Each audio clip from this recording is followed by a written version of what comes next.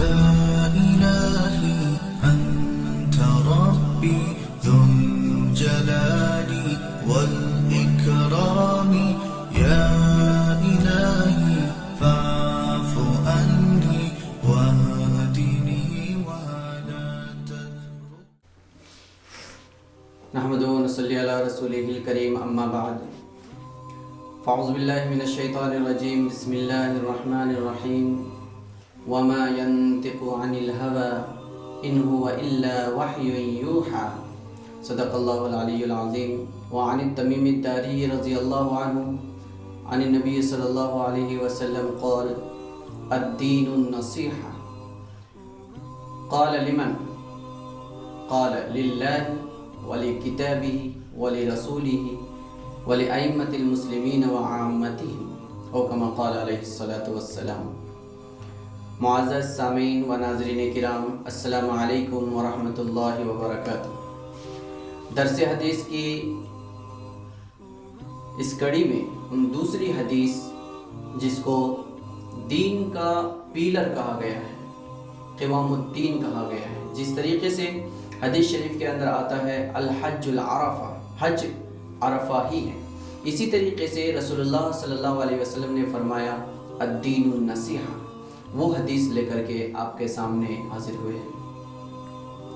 یہ حدیث بہت بامعنی ہے اور اس کے مفہوم بہت وسیع ہے، اور اس حدیث کے اوپر اگر ایک انسان مکمل طور پر عمل کر لیتا ہے تو اس کا دین مکمل ہو جائے گا، وہ انسان ایک کامل انسان کہلائے گا. حدیث کا مفہوم کیا ہے پہلے ہم اس کو سمجھ لیتے ہیں.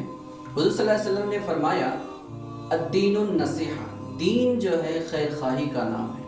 تو سوال کیا گیا کہ کس کے لیے خیر خواہی، یہ خیر خواہی کس کے لیے کرنا ہے جس کو ہم دین کہہ سکتے ہیں. تو آپ صلی اللہ علیہ وسلم نے ارشاد فرمایا اللہ کے لیے، اللہ کی کتاب کے لیے، اللہ کے رسول کے لیے، اور مسلمانوں کے لیڈرز جو قائد ہیں، امامز ہیں، ان کے لیے، اور عام لوگوں کے لیے. یہ اللہ کی کتاب، اللہ کے رسول اور ائمۃ المسلمین اور عام لوگ، یہ 5 شعبے ہیں جن کے لیے خیر خواہی کرنا، اس کا نام دین ہے. اس میں سب سے پہلی چیز جس کے لیے خیر خواہی کرنا ہے، اس میں اللہ کے نبی صلی اللہ علیہ وسلم نے اللہ کا نام لیا. آپ صلی اللہ علیہ وسلم نے فرمایا اللہ کے لیے خیر خواہی کرنا ہے. ظاہر سی بات ہے اللہ تبارک تعالیٰ کسی نصیحت کرنے والے کی نصیحت کا محتاج نہیں ہے. پھر اللہ کے لیے خیر خواہی کرنے کا مطلب کیا ہے؟ کیا اللہ تبارک تعالیٰ کسی چیز کی ضرورت رکھتا ہے جو ہم اس کے لیے خیر خواہی کریں گے؟ ایسی کوئی بات نہیں. اس کا مطلب خیر خواہی کا وہ مفہوم یہاں مراد لیا جائے گا جو اللہ کی شایان شان ہو اور بندوں کے حق میں صحیح ہو. اور ویسا ایک مفہوم محدثین نے لکھا ہے کہ اللہ کے لیے خیر خواہی کا مطلب ہے الایمان باللہ. فرسٹ، سب سے پہلی چیز ہے اللہ پر ایمان لانا. دوسرا ہے نفی الشرک عنہ، کہ اللہ تبارک تعالیٰ کے ساتھ میں کوئی شریک نہیں ہے کسی بھی چیز میں، نہ ذات میں، نہ صفات میں، اور نہ ہی کسی اور چیز کے اندر. اللہ تعالیٰ کا کوئی شریک نہیں، شکل و شباہت کے اندر بھی نہیں، کسی بھی چیز کے اندر نہیں. اللہ تعالیٰ کی طرح کوئی ذات نہیں ہے. دوسری چیز. تیسری چیز ہے التمسک بہ، کسی بھی کام کے اندر اللہ تبارک تعالیٰ کو ہی پکڑنا ہے، اللہ تعالیٰ پر ہی بھروسہ رکھنا ہے، اللہ تعالیٰ پر ہی یقین کرنا ہے، اللہ کے علاوہ اور کسی کو نہیں پکڑنا ہے. التمسک بہا کا مطلب ہوتا ہے تمام چیزوں کے اندر بھروسہ اور توکل صرف اور صرف اللہ تعالیٰ پر کریں، اللہ کے علاوہ اور کسی کے اوپر نہ کریں. اس کے بعد اللہ تبارک تعالیٰ کے لیے نصیحت کرنے کا مطلب یہ ہے کہ انسان ہر چیز میں اللہ تعالیٰ کی اطاعت کرے، امر میں بھی اور نہی میں بھی. امر میں اطاعت کرنے کا مطلب یہ ہے کہ اللہ تعالیٰ نے جو کہا ہے وہ کرے، اور نہیں میں اطاعت کرنے کا مطلب ہے جس سے اللہ تعالیٰ نے روک دیا ہے اس سے باز آ جائے. اگر ہم اللہ تبارک تعالیٰ کے حکم دیے ہوئے اوامر پر عمل کرنے لگتے ہیں اور اللہ تبارک تعالیٰ کے روکے ہوئے نواہی سے باز آ جاتے ہیں تو یہ اللہ تبارک تعالیٰ کے لیے خیر خواہی ہے۔ اور اس کے بعد ہے اللہ تبارک تعالیٰ سے محبت۔ جس طریقے سے ہم خود سے محبت کرتے ہیں، اپنی جان سے، بیوی بچوں سے محبت کرتے ہیں، ویسے ہی ہم اللہ تعالیٰ سے محبت کرنے والے بن جائیں۔ یہ اللہ تعالیٰ کے لیے خیر خواہی ہے۔ اگر ایک انسان اللہ تعالیٰ کو یاد کر رہا ہے، عبادتیں کر رہا ہے، ایمان رکھتا ہے، لیکن اللہ کی محبت دل میں نہیں ہے، تو وہ حقیقی طور پر اللہ تبارک تعالیٰ پر ایمان رکھنے والا نہیں ہے اور وہ اللہ کے لیے خیر خواہی کرنے والا نہیں ہے۔ دوسرے الفاظ میں ہم کہہ سکتے ہیں کہ دین اس کے پاس نہیں ہے۔ اور آخری چیز ہے دوام ذکر اللہ۔ ہر حال میں، ہر وقت اللہ تبارک تعالیٰ کو یاد رکھنا ہے، کبھی بھی اللہ تبارک تعالیٰ کو فراموش نہیں کرنا ہے۔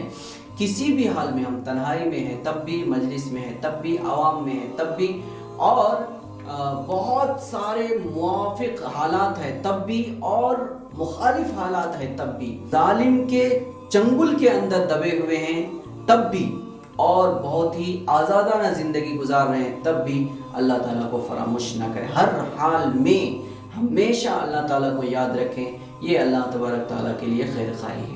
تو سب سے پہلی چیز ہے اللہ تبارک تعالیٰ کے اوپر ایمان لانا ہے کہ اللہ تبارک تعالیٰ نے جیسا اپنی صفت بیان کیا ہے ویسا ہی ہے۔ وہ رازق ہے، وہ مالک ہے، وہ خالق ہے، وہ رب ہے، وہ حاکم ہے، اس کے علاوہ اور کوئی نہیں ہے۔ وہی زندہ کرتا ہے، وہی مارتا ہے، اسی نے پیدا کیا ہے اور وہی ہماری زندگی کا مالک ہے اور ہماری زندگی کا پورا کنٹرول اسی کے ہاتھ میں ہے۔ ایک دوسرا، اللہ تبارک تعالیٰ کی ذات اور صفات میں کسی کو شریک نہیں ٹھہرانا۔ اگر ہم کسی کو اس کی ذات یا صفات میں شریک ٹھہراتے ہیں یا اللہ کی طرح کسی کو سمجھ کر کے اس کے ساتھ اللہ کے جیسا معاملہ اور برتاؤ کرتے ہیں تو پھر ہمارے پاس دین نہیں رہے گا، اللہ تعالیٰ پر ہم ایمان رکھنے والے نہیں رہیں گے۔ تیسری چیز ہے التمسک بھی، اللہ تبارک تعالیٰ کے اوپر ہی بھروسہ رکھنا۔ ہر چیز میں، ہر کام میں، ہر عمل میں اللہ تعالیٰ کے اوپر ہی بھروسہ رکھنا ہے، چاہے وہ مثبت پہلو ہو چاہے وہ منفی پہلو ہو۔ لا حول ولا قوت الا باللہ جو ہم پڑھتے ہیں، اس کا مطلب ہوتا ہے عبادت کرنے کی طاقت اور گناہ سے بچنے کی قوت اللہ ہی دیتا ہے، اللہ کے علاوہ کوئی دینے والا نہیں ہے۔ یہ تیسری بنیادی چیز ہے۔ اور چوتھی چیز انس للہ کا مفہوم ہے، اس کا مطلب ہے کہ اللہ تبارک تعالیٰ کی اطاعت اوامر میں بھی کرنا ہے، نواہی میں بھی کرنا ہے، یعنی جس چیز کا حکم دیا ہے وہ بجا لانا ہے اور جس چیز سے روکا ہے وہ نہیں کرنا ہے۔ مثال کے طور پر نماز پڑھنے کا حکم دیا ہے تو پابندی سے ادا کرنا ہے، آداب کی رعایت کے ساتھ، شرائط کے ساتھ، اور شراب پینے سے منع کیا ہے تو شراب کے قریب بھی نہیں جانا ہے۔ یہ اللہ تعالیٰ کی اطاعت ہے۔ پانچویں چیز ہے اللہ تبارک تعالیٰ سے محبت۔ اللہ تبارک تعالیٰ سے محبت کا مطلب ہے کہ ہماری جان، مال، عزت و آبرو، آل و اولاد، سب سے بڑھ کر اللہ تعالیٰ کی محبت ہمارے دل میں ہونا چاہیے۔ ہم اللہ تعالیٰ کی اطاعت، ایمان رکھتے ہیں، اطاعت کرتے ہیں، زبان سے اقرار کرتے ہیں، لیکن اللہ کی محبت ہمارے دل کے اندر اگر نہیں ہے تو پھر ہمارے اندر دین نہیں ہے، دوسرے الفاظ میں ہم مومن نہیں ہیں۔ اور آخری چیز ہے اللہ تبارک تعالیٰ کو ہر حال میں یاد رکھنا ہے۔ جو انسان ہر حال میں اللہ تعالیٰ کو یاد رکھنے والا ہے وہی انسان دراصل اللہ پر ایمان رکھنے والا ہے اور حقیقت میں اسی کے پاس دین ہے۔ دین میں نے اس سے پہلے بتایا تھا، یہ اللہ تعالیٰ کا نظام اور قانون کا نام ہے۔